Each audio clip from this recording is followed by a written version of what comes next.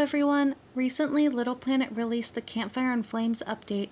We've still yet to experience what will come from Little Planet moving to a free-to-play platform. The last news given to users was on August 14th, where Little Planet announced their official launch date, October 30th, 2025. Seriously, right around the corner. Regardless, this video isn't about the upcoming launch. This is about the Campfire and Flames update that dropped on September 5th. I'm just surprised. I wasn't expecting to hear anything from Little Planet until the launch, but here we are, so let's get into it.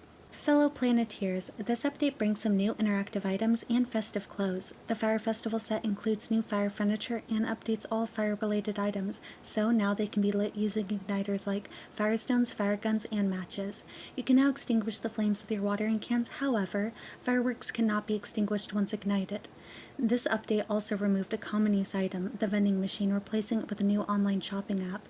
Little Planeteers now have more control over planet visit settings and can even discover new friends through the all-new Recommended Planet section. On a side note, I'm not sure if the Recommended Planet feature is how I stumbled across 2 new planets, but while I was on my way to the Chill Lounge, I spotted 2 new worlds to explore. I added my visit to the end of this video because I thought it would be cool to see the unique ways others are decorating their worlds. For now, let's quickly talk about the improvements made in this update. To start, the rating display that pops up when returning home after visiting another player's planet has been updated. Polaroid snapshots no longer support video recording. The door placement for rooms near home have been updated. Now there is a confirmation pop-up to confirm if you want to remove a friend. The UI for the checkout counter in the clothing store was improved. Finally, the bulletin quiz was updated to refine the visual effects for quiz interactions.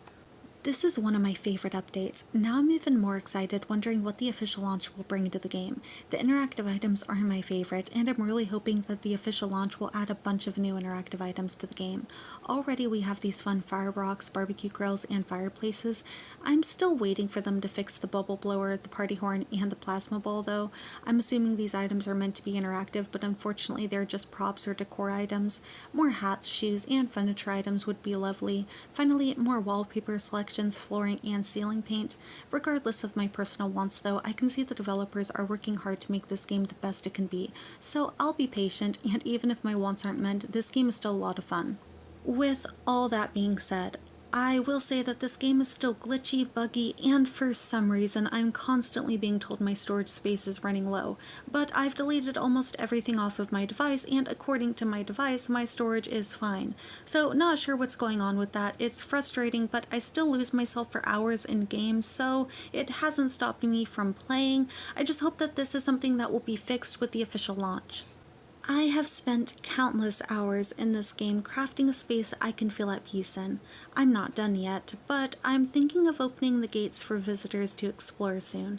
If nothing else, maybe something on my planet can inspire an idea for what someone wants on their planet. I still have a lot of blank space and areas I'm not really sure what to do with, so I really enjoyed being able to see what other people have been doing with their planets, so maybe people can have the same feeling with mine. In Animal Crossing, my island was named Timeless and my username was Insomniac. I still have the dream address, and I'll share it here for anyone wishing to visit. I'll admit, when I first started playing Little Planet, I think I was trying to copy parts of my Timeless island. In a way it makes sense. I spent a long time perfecting my island. Traveling was nice, and often I'd stumble across incredible islands with breathtaking recreations of real-life locations, landmarks, games, movies, and so much more. At the end of the day, though, my island was my own, a personal reflection of things I enjoyed and found comfort in, so it would make sense that my planet would be similar in some ways, since it's just a reflection of what I like. Still, it is different, so I decided to change both my username and planet to reflect this. When I created my account, my planet and username was originally identical to my Animal Crossing account. Now my username is Melpomene and my planet is Arcadia. I'm trying to create an idyllic, picturesque world that accentuates the natural beauty of life in an unnatural world.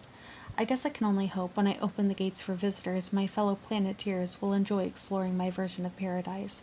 Perfect? No. I'm sure some may find my world to be a colorful headache. Still, to me, it's home. After some thought, I'd like to restate and emphasize how much I'd appreciate some more crops in future updates. Currently, we have corn crops, fruit trees, pineapple plants, and berry bushes.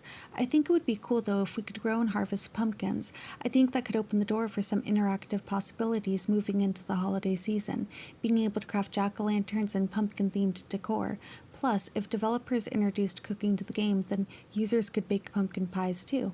Other crops that I would love to see include carrots, tomatoes, wheat, lavender, mint, strawberries, blackberries, and cherries, just to name a few that come to mind. Planeteers may be quick to point out the wild food that users can harvest like truffles and sweet potatoes. Those are cool additions, but don't really serve much of a function in-game without a cooking feature to make gathering these items worthwhile. Collecting these items feels like a tiresome chore, much like gathering weeds. Still, at least you can craft with the weeds. True, you can eat the truffles, but it doesn't provide much fuel, so it's just a thing that exists in-game. It also seems that the ability to buy items you purchased from the past from the vending machine is gone. I can't find a catalog section anywhere that would replace this feature from the vending machine, so check the shop and see what items are available. If you don't wish to time skip on your planet, you can time skip on other planets without affecting your own. I can't believe I haven't mentioned this in previous videos, but I just recently figured this out. On the Chill Lounge, the house you see is not in fact your house. I was a little confused and didn't bother entering the house because I thought it would just transport me into my house. This is not the case. I guess you get to see the home of the world's creator. Pretty neat, and the rooms are completely decorated too. A great place for some inspiration. Every time you enter the Chill Lounge, you'll get a couple of pieces of coconut wood, some food, and you can use the bed to skip to the next day, resetting the planet's shops. I hope this information helps you gather even more items to decorate your space. Now, I'm sure some of you may grow wary of me babbling on about my seemingly endless list of wants. Yes, I'm aware that most, if not all, of my wants may never come to the game. I just want to put it out there that I think these things would be fun additions to the game, regardless of whether or not these things ever release in-game. Hoping is part of the fun for me. With that being said, to add to my list of wants, I would love it if the developers would consider adding more musical instruments to future updates.